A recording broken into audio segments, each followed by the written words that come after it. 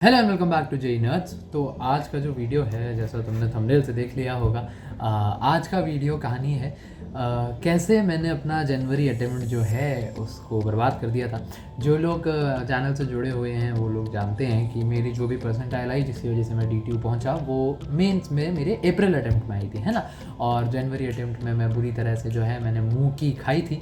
और क्यों खाई थी आज उस विषय में मैं बात करने वाला हूँ। ये वीडियो जो है ये उस तरीके का वीडियो नहीं होगा। मैं खुद ही बहुत सारे वो वीडियोस करता रहता हूँ, वो 5 mistakes to kill your JEE prep and all, तो वो बाद में कभी करते हैं अपन, वो जेनेरिक मिस्टेक्स होती हैं। आज मैं तुम्हें अपनी गलतियाँ बताऊँगा जो जो मैंने की, जो मुझे लगता है, जो बहुत सेल्फ इंट्रोस्पेक्शन के बाद मुझे समझ आया।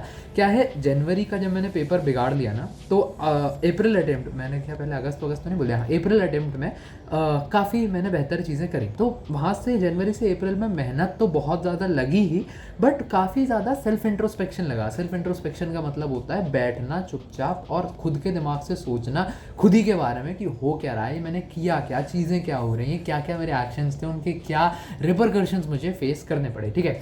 तो उसी सेल्फ इंट्रोस्पेक्शन के बाद जो मुझे चीज़ें पता चली थी कुछ कि यार ये मेरा जनवरी अटेम्प्ट जो है गड़बड़ाया क्यों, वो मैं आज तुम लोगों से शेयर करने लगा हूँ। और ये जो सारे एक्सपीरियंसेस हैं ये बहुत ऑनेस्टली मेरे हैं, है ना। तो अगेन ये तुम ऐसे वो स्क्रिप्टेड एक्सपेक्ट मत करना, थोड़ा सा हो सकता है अलग चीज़ें मिले। और 3 चीज़ें मैं बताऊंगा जो मैंने प्रिपरेशन के समय गलत करी, और 2 चीज़ें बताऊंगा जो पेपर से रिलेटेड थी, मतलब एग्ज़ाम डे वाले दिन की जो बात है, ये भी तुम्हारे बहुत काम आएंगी। एग्ज़ाम देने तुम्हें जाना ही है अंततः, ठीक है। तो इसी के साथ अपन वीडियो को जो है, बहुत ज़्यादा स्क्रिप्टिंग करी नहीं है इसलिए तुम्हें दिख रहा होगा कि मैं थोड़ा हैप्पीजार्ड तरीके से बता रहा हूँ, बट ठीक है, इसी के साथ अपन वीडियो को स्टार्ट करते हैं। तो सबसे पहली चीज़ जो मुझे लगा मैंने गलत करी, रिवीजन में बहुत बुरी तरह मैंने मात खाई। फिज़िक्स जो था मेरा स्ट्रॉन्गेस्ट सब्जेक्ट था, और जब पेपर में मैं फिज़िक्स के सवाल देख रहा था तो मुझे पता था कि ये मैंने सवाल इस तरीके का लगाया है। कैपेसिटेंस का सवाल था कुछ कुछ, तो उसमें वो था अपना डाइलेक्ट्रिक वगैरह डला हुआ था, बट मुझे फॉर्मूला ही नहीं याद आ रहा था। मुझे यही नहीं समझ आ रहा था कि पैरेलल का क्या फॉर्मूला होता है इसमें, और सीरीज़ का क्या फॉर्मूला होता है, और उसमें क्या मैंने फिर क्या करा, वो फॉर्मूला वो वाला लगाने की कोशिश करी कि पैरेलल का कोर कंसेप्ट होता है कि 1/e + 1/e करके अपन करते हैं, सीरीज़ का होता है e करके करते हैं। इस तरीके से मैंने कुछ कुछ दिमाग लगाया। फिर मैं कंफ्यूज हुआ कि यार कैपेसिटेंस में उल्टा होता है, रेजिस्टेंस में होता है ये तो, कि पैरेलल में अपन, तो ये सब जो चीज़ें थी, अगर ये मैंने रिवाइज ढंग से किया होता, कितना ईजी, कितना बेसिक वो चैप्टर है अपना इलेक्ट्रोस्टैटिक्स एंड कैपेसिटेंस, अगर ढंग से रिवाइज किया हो तो वो सवाल चुटकी में बनता मेरा। लेकिन मैंने रिवीजन जो था उसमें बहुत बुरी तरह लैग कर दिया था, मात खा दी थी, जिसके कारण मुझे भुगतना पड़ा चीज़ें, ठीक है। अब रिवीजन की बात है तो रिवीजन का मेरा एक बहुत फेवरेट टूल है जिसके बारे में मैं तुम लोगों को बताना चाहता हूँ। क्या है कि मतलब ये एक ऐसी चीज़ है, ये मैंने खुद मेरे बहुत ज़्यादा वो कर नहीं पाया मैं, थोड़ी अक्ल कम थी। बाद में जब मैंने इनका इस्तेमाल किया, जब बाद में इनसे रूबरू हुआ तो काफ़ी सहायता हुई। रैंचो रिवीजन के रीड रिवाइज रिपीट ये फ्लैश कार्ड्स हैं। आज वो अभी क्या है, अभी तक उनके साथ अपने बहुत समय काम किया, जो लोग बच्चे जानते हैं, तो तब प्रॉपर ऐसे स्क्रिप्ट होती थी। मैं बात कर रहा हूँ रैंचो रिवीजन की रीड रिवाइज रिपीट, बट इनके बारे में मैं तुम्हें बताना चाह रहा था। ये छोटे छोटे से ऐसे कलरफुल फ्लैश कार्ड्स हैं, और इनमें क्या है, जेई का तुम्हारा कुछ 90 से 95% सिलेबस इन्होंने ऐसे इसमें कंसोलिडेट कर दिया है। 2-3 फ़ायदे इसमें ये हैं कि पहला, क्योंकि ये छोटे छोटे हैं तो इनको रिवाइज करने में ज़्यादा वक्त नहीं लगता। दूसरा, इसमें चाहे इक्वेशन हो, चाहे ग्राफ हो, चाहे इंपॉर्टेंट पॉइंटर्स हो, सारी ही चीज़ें जो हैं वो ढंग से दी हुई हैं। मुझे लगता था कि यार ये इतना छोटा सा बनाया है, इसमें इन्फॉर्मेशन मिस आउट हो जाएगी, बट ऐसा नहीं है। ग्राफ्स, डायग्राम्स, ये तक चीज़ें जो है इसमें दी हुई हैं। इसी के साथ साथ मुझे लगता है एंड के वक्त में रिवीजन का टाइम इतना ज़्यादा कम होता है कि ऐसा कोई रिसोर्स अगर अपने को मिल जाए तो वो अपने लिए हेल्प से ज़्यादा अपने लिए एक मैंडेट बन जाता है कि ये तो अपने को ले ही लेना चाहिए। तो ये एक बढ़िया चीज़ है। ये तुम्हें अमेजोन में मिल जाएंगे रैंचो रिवीजन के। आई सी अगर वो पुराना वाला लिंक जो है वो चल रहा होगा तो आई ऐड दैट। उससे मुझे कमीशन वगैरह नहीं मिलता है अब तो मैं कुछ कहूँगा नहीं, ठीक है। बट ये एक बढ़िया चीज़ है रैंचो रिवीजन के, रैंचो रिवीजन, रैंचो नहीं, रैंचो उनकी पेरेंट कंपनी का नाम था। रैंचो रिवीजन के read revise repeat flash cards बहुत बढ़िया चीज़ है ये। एक इसमें एक अच्छी बात और है, सॉरी 20 सेकंड और लूँगा। एक अच्छी बात और है कि एक्टिव रिकॉल में सहायता करते हैं। एक्टिव रिकॉल कैसे, ये तो ठीक है सरफेस केमिस्ट्री। एक्टिव रिकॉल ऐसे कि जब तुम इन्हें पढ़ते हो ना, क्योंकि टीडीएस नहीं इन्हें पढ़ना, तो तुम देखोगे कि सर पे लोड नहीं है, धड़ाधड़ नहीं पढ़ना, तो और क्योंकि कलरफुल हैं, छोटे हैं, तो तुम इनसे इंटरेक्ट करते हो। और जब अपन कोई चीज़ इंटरेक्ट करके पढ़ते हैं ना तो अपने को बेहतर समझ आती है, उसकी अंडरस्टैंडिंग बेहतर रहती है, ठीक है। तो ये जो है इनकी अच्छी कुछ बातें हैं, इनको तुम चेकआउट कर सकते हो। दूसरी जो चीज़ मैंने करी, जो गलती मैंने करी वो ये थी कि मुझे पेपर देने की आदत ही नहीं थी, है ना। अब तुम्हें लग रहा होगा आदत से मॉक्स की बात करेंगे, नहीं, मॉक्स की बात थोड़ा आगे करेंगे, अब ये थोड़ा पेपर स्पेसिफिक में जा रहा हूँ। हुआ कुछ ऐसा कि जब मैं अपना पेपर देने गया जेईई मेंस जनवरी अटेम्प्ट, मेरा 1 फरवरी का इवनिंग शिफ्ट का पेपर था 2023 का, ठीक है। और उसका जो पेपर है वो मुझे अब तो भुला भी रहा हूँ, 3 बजे से 6 बजे तक शायद वो पेपर होता था, या 2 से 5, और शाम में मतलब वही इवनिंग शिफ्ट का जो टाइम होता है, आप एक बजे कुछ पहुंचते हो तो आपका सेंटर भी जो है घर से बहुत दूर आता है। मेरा सेंटर पड़ा था एक जगह है सरिता विहार, दिल्ली में है, और मेरे घर से वो करीब 1-1.5 घंटा दूर है। तो मैं अपने घर से निकला, फिर मैं आज मुझे याद है अपना जेईई वाला दिन, सुबह सुबह पी ब्लॉक रिवाइज़ कर रहा था मैं, जबकि पी ब्लॉक मैंने को छोड़ के जाना था, ठीक है।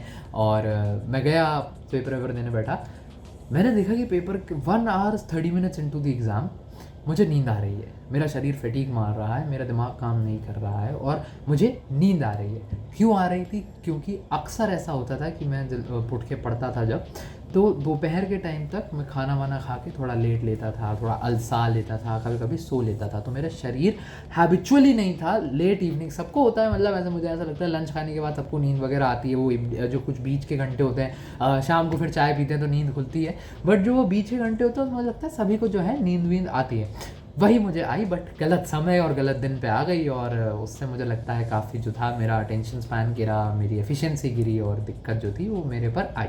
तो एक वो मुझे लगता है बहुत मेरा मेजर मसला बना।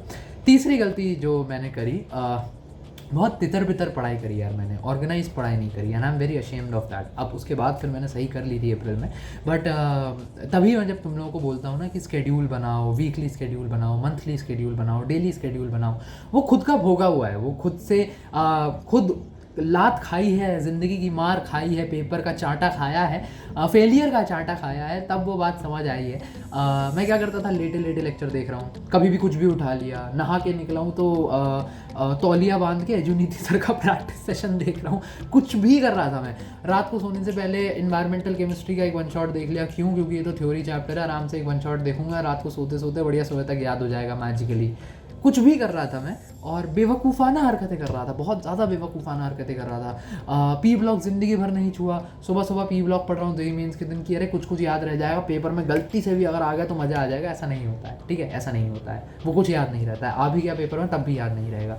तो फिर मैंने क्या करा इसमें, अप्रैल अटेम्प्ट में बता देता हूँ, बैठ के पढ़ना शुरू किया, लिखना शुरू किया, कॉपी किताब लिखना, अगर कार्ड्स भी यूज़ करता था तो इनके फॉर्मूले अपने हाथ से लिखता था, क्योंकि मुझे लगता था कि मेरी मेंटल, जब मैं फिजिकली लिखता हूँ ना दिमाग में भी बेहतर घुसता है। तो फिर मैंने ऑर्गेनाइज तरीके से पढ़ना शुरू किया। इधर मेरे दिन ही दिन बर्बाद होते चले जा रहे थे, मुझे पता ही नहीं था वो जनवरी के 20 दिन कहाँ बीते भाई, न्यू ईयर के बाद क्या किया मैंने, कोई हिसाब नहीं था मेरे पास। अप्रैल में एक एक मिनट का हिसाब रखना शुरू किया, तो एक ये चीज़ थी जो मैंने अच्छी करी। अप्रैल भी नहीं, अप्रैल के शुरुआत में पेपर हो जाता है, तो मार्च में हिसाब रखना शुरू किया, ठीक है। तो ये एक गलती थी, तितर बितर पढ़ाई करना, अनऑर्गेनाइज पढ़ाई करना। चौथी गलती मैंने करी, मॉक्स नहीं दिए थे मैंने, जो तुम लोगों को मैं बार बार कहता हूँ मॉक्स दो मॉक्स, तो उसका भी एक कारण है, वो इसीलिए कहता हूँ क्योंकि मैंने मॉक्स नहीं दिए थे। तो पेपर में हुआ कुछ ऐसा, पेपर में मैं घबरा गया, मुझे पेपर का एक्सपीरियंस ही नहीं था, पेपर का टेम्परामेंट ही नहीं था। फिजिक्स आई, फिजिक्स मेरा स्ट्रॉन्ग सूट था, जितनी बनी बनी, जो पार्ट भूल गया, खुद को गाली दी कि यार थोड़ा पढ़ लेता, रिवाइज कर लेता, इतनी छोटी बेसिक चीज़ याद नहीं है तुझे, ये सब हुआ, ठीक है। केमिस्ट्री का जो सेगमेंट था मेरा, वो ठीक जा रहा था, पता नहीं मेरे को क्या सूझा, मैंने मैथमेटिक्स शिफ्ट कर लिया कि यार टाइम कम बचा है, 1.5 घंटा हुआ है, और फिजिक्स हो गई है, आधी केमिस्ट्री हो गई है। टेक्निकली आपको थोड़ा सा जल्दी कर लेना चाहिए ये काम, ऐसा नहीं है कि आप 1.5 घंटे में फिजिक्स और आधी, मैथमेटिकली यही सोचता है कि आदमी की 1.5 गुना पेपर हो गया, 1.5 घंटा टाइम हुआ है, 3 घंटे का पेपर है, तो काम सही, 1.5 गुना नहीं, सॉरी, मतलब आधा पेपर हो गया और आधा टाइम हुआ है, 1.5 गुना कह रहा हूँ, आधा पेपर हो गया, आधा टाइम हुआ है। बट ऐसा नहीं है, मैथ्स के लिए आपको ज़्यादा टाइम बचाना पड़ता है। तो उस फिलॉसफी से मैं मैथ्स पर कूद गया, और मैथ्स मेरा जो सबसे कमज़ोर सेगमेंट था उसमें मैं कूद गया, और मैंने देखा मैथ्स के मुझे सवाल नहीं हो रहे, मुझसे एक सवाल नहीं हिल रहा था मैथ्स का, और वो जो मैं घबराया, भयंकर घबराया। तो मैं जब वापस आया और मैंने केमिस्ट्री का पेपर जो मेरा बचा हुआ था पहले, तो उसमें बहुत बुरी तरह कांड किया। फिजिक्स के जो डाउट के क्वेश्चन बचे थे, जो मुझसे बाद में हो जाते, अगर मैं थोड़ा दिमाग उनमें लगाता, कूल माइंड से सोचता, तो मैं घर आके वो सवाल बना ले गया था। मेरा वो पेपर गड़बड़ हुआ, और मैथमेटिक्स तो फिर जो 2-3 सवाल बने वो बने, जो नेगेटिव मार्किंग हुई वो तो बर्बाद था ही। बट क्योंकि वो नहीं हो रही, अरे यार मेरे 100 नंबर गए, मेरे 100 नंबर तो ऐसे ही गए, मेरे 100 नंबर ऐसे ही गए, क्योंकि वो वैसे ही नहीं हो रही थी, तो उस घबराहट में मैंने अपनी फिजिक्स और केमिस्ट्री भी जो थी ख़राब करी। कैसे गलतियाँ करी, बीच में जंप कर गया, यहाँ से वहाँ पेपर में, वहाँ से यहाँ कूद रहा हूँ, कोई पेपर गिविंग की स्ट्रैटेजी नहीं है। क्यों नहीं बन पाई? मॉक्स नहीं दिए थे। तो आप लोगों के साथ ऐसा ना हो, मॉक्स दीजिए, है ना। आखिरी गलती जो मुझे लगती है मैंने की, कि मुझे लगता है मेहनत में थोड़ी कमी रह गई थी, थोड़ी और मेहनत की जा सकती थी। कर रहा था मेहनत, 10 घंटा पढ़ रहा था, 11 घंटा पढ़ रहा था, लेकिन अप्रैल में जब मैंने 14 घंटे पढ़ा मैंने 14 घंटे पढ़ाई करी है भाई। जनवरी से अप्रैल में इम्प्रूवमेंट नहीं होता है, बहुत मुश्किल होता है इम्प्रूवमेंट। 92 नहीं, 94, 93, 94 परसेंटाइल आई थी जनवरी में, उसका मैं ख़राब ही मानता हूँ। वहाँ से मैं 99 पे आया। उस समय 10,000 पे 1 परसेंटाइल बनती थी, तो 70 कितना 60,000 कुछ का रैंक जंप हुआ। और अप्रैल में सब कहते थे कि नीचे जाएगा नीचे जाएगा। तो अप्रैल में जब मैंने 14 घंटे मेहनत करी और वो आया, रिज़ल्ट आया, तो मुझे पता चला कि यार 10 घंटे की मेहनत तो मेरे कैलिबर से नीचे थी। तो अपने कैलिबर पे मैं मेहनत कर ही नहीं रहा था। तो आप लोगों को एक छोटा मैसेज ये और है कि अपने कैलिबर पे मेहनत कीजिए, जितना आप कर सकते हैं आप कर सकते हैं, प्लीज़ उसको कीजिए, ठीक है।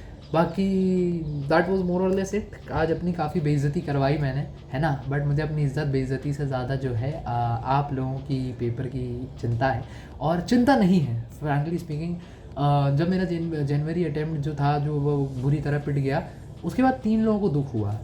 मुझे, मेरे मम्मी को, मेरे पापा को, थोड़ा बहुत रिश्तेदारों में किसी को। किसी को फ़र्क नहीं पड़ता। मेरी कोचिंग में जिसमें मैं लाखों रुपए दे के गया, जिस एडटेक से मैं पढ़ रहा था बाद में लास्ट में, ना किसी को भी फ़र्क नहीं पड़ेगा। जब आप अच्छे नंबर लाओगे तो दुनिया की बधाइयाँ आती हैं, ठीक है। तो लोग कहते हैं कि खुशी में खड़े से ज़्यादा लोग दुख बांटने में खड़े होते हैं, बट ऐसा सत्य नहीं है। दुनिया की परेशानी यही है कि दुख में हमेशा कम लोग खड़े होंगे, ठीक है।